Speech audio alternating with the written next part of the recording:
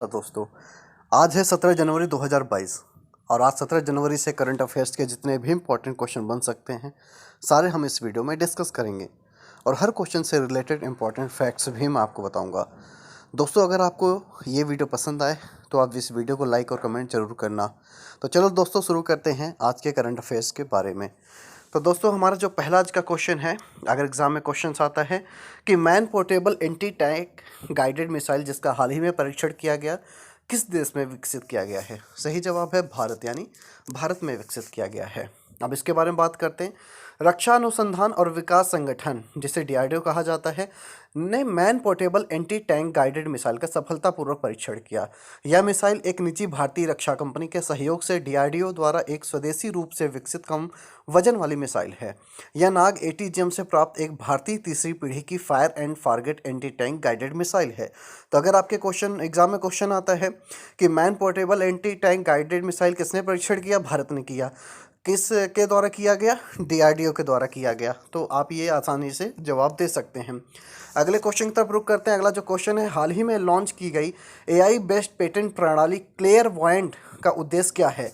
तो सही जवाब है जल संशोधन है। इसके बारे में बात करते हैं। तो केंद्रीय मंत्री जितेंद्र सिंह, हमारे केंद्रीय मंत्री कौन है, जितेंद्र सिंह हैं। तो जितेंद्र सिंह ने जल शोधन के लिए आईआईटी के पूर्व छात्रों द्वारा लॉन्च किए गए सजल वाटर प्राइवेट लिमिटेड नामक आर्टिफिशियल इंटेलिजेंस संचालित स्टार्टअप लॉन्च किया। इस कंपनी का पेटेंट सिस्टम क्लियरवॉयंट शुद्धिकरण प्रणालियों को अनुकूलित करने के लिए आर्टिफिशियल इंटेलिजेंस का उपयोग करता है।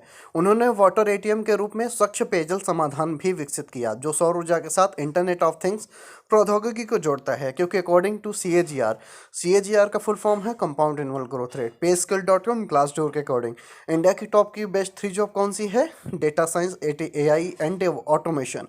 तो एआई क्या है, आर्टिफिशियल इंटेलिजेंस। तो इसी के बेस पे क्लियरवॉयंट का लॉन्च किया गया है। अगले क्वेश्चन की तरफ रुक कर, हाल ही में खबरों में रहा परख किस क्षेत्र से जुड़ा एक पोर्टल है।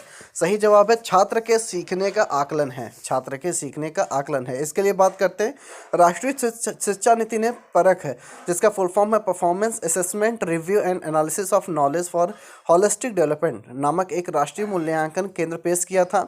हाल ही में अखिल भारतीय तकनीकी शिक्षा परिषद ने छात्र के सीखने के लिए परख नामक एक पोर्टल लॉन्च किया, जो उच्च शिक्षण संस्थानों और उस स्कूल के छात्रों और संकाय सदस्यों का मूल्यांकन करेगा। तो परख क्या है, छात्र के सीखने का आकलन है। अगले क्वेश्चन की तरफ चलते हैं। अगला जो क्वेश्चन है, गुलाबो जिसका हाल ही में वन विहार राष्ट्रीय उद्यान और चिड़ियाघर भोपाल में निधन हुआ, वो कौन था या कौन थी। सही जवाब है स्लॉथ बियर भालू थी। इसके बारे में बात करते हैं। गुलाबो नामक भारत की सबसे बुजुर्ग स्लॉथ बियर की 40 साल की उम्र में भोपाल के वन विहार राष्ट्रीय उद्यान और चिड़ियाघर में मौत हो गई। उस मादा भालू को 2006 में 25 साल की उम्र में एक स्ट्रीट परफॉर्मर से छुड़ाया गया था। यानी ये जो भालू थी, इसे जो मदारी होते हैं उनसे छुड़ाया गया था और वो सबसे बुजुर्ग बियर भी थी, सबसे बुजुर्ग भालू भी थी। 40 साल की उम्र में भोपाल के वन विहार राष्ट्रीय उद्यान में उसकी मौत हो गई। चलो अगले क्वेश्चन की तरफ चलते हैं। अगला जो क्वेश्चन है, central institute of classic Tamil किस शहर में स्थित है। तो सही जवाब होगा चेन्नई में स्थित है। कहाँ स्थित है, चेन्नई में स्थित है। इसके बारे में बात करते हैं। प्रधानमंत्री नरेंद्र मोदी ने चेन्नई शहर के बाहरी इलाकों में पेरुम्बकम में केंद्रीय शास्त्रीय तमिल संस्थान के नए भवन का उद्घाटन किया। सीआईसीटी को पहले शास्त्रीय तमिल के लिए उत्कृष्टता केंद्र के रूप में जाना जाता था। यह केंद्रीय शिक्षा मंत्रालय के तहत एक स्वायत्त संगठन है। यह 2006 से 2008 तक मैसूर के केंद्रीय भारतीय भाषा के परिसर में कार्यरत था। तो अगर एग्जाम में क्वेश्चन आता है कि central institute of classic Tamil क्या है, तो किस शहर में स्थित है, तो आपका सही जवाब होगा चेन्नई में स्थित है। तो ये तो रहा आज के करंट अफेयर्स। अब हम बात करेंगे कि भारतीय इतिहास के दिन आज कौन सी घटनाएं घटी थी, किसका जन्म हुआ था और किसकी मृत्यु हुई थी। तो इसके बारे में बात करेंगे। तो दोस्तों चलो आज के दिन बात करते हैं कि आज का दिन विशेष क्या है, आज के दिन विशेष क्यों था, क्या है वो उसके बारे में बात करते हैं। तो पहला जो पॉइंट है कि नासा के पायलट नील आर्मस्ट्रांग ने X-15 से 40,690 मीटर की दूरी तय की। यानी कि 17 जनवरी 1962 को नासा के पायलट नील आर्मस्ट्रांग ने X-15 से, जो कि वायुयान का नाम था, 40,690 मीटर की दूरी तय की। अगले क्वेश्चन की तरफ चलते हैं, अगले पॉइंट की तरफ चलते हैं। 17 जनवरी 1980 को नासा ने फिट स्टाकॉम 3 लॉन्च किया। ये कब हुआ था? 17 जनवरी 1980 को हुआ था। अगले क्वेश्चन की तरफ चलते हैं, अगले पॉइंट की तरफ चलते हैं। 17 जनवरी 2019 को भारतीय आध्यात्मिक नेता राम रहीम सिंह को यौन शोषण के आरोप में आजीवन कारावास की सजा सुनाई गई थी। अब हम बात करेंगे कि 17 जनवरी को किस किस फेमस लोगों का जन्म दिवस है। चलो इसके बारे में बात करते हैं। तो 17 जनवरी 1471 को कृष्णदेवराय विजयनगर साम्राज्य के सम्राट बने थे। यानी क्या हुआ था? साम्राज्य के सम्राट बने थे कृष्णदेवराय विजयनगर। इनका नाम था कृष्णदेवराय विजयनगर, जो कृष्णदेव नाम था, जो कि विजयनगर साम्राज्य के सम्राट बने थे। कब बने थे? 17 जनवरी 1471 को। अगला जो पॉइंट है 1888, यानी बाबू गुलाब राय आधुनिक हिंदी साहित्य में एक महत्वपूर्ण व्यक्ति थे। यानी इनका जो जन्म हुआ था 17 जनवरी 1888 को हुआ था।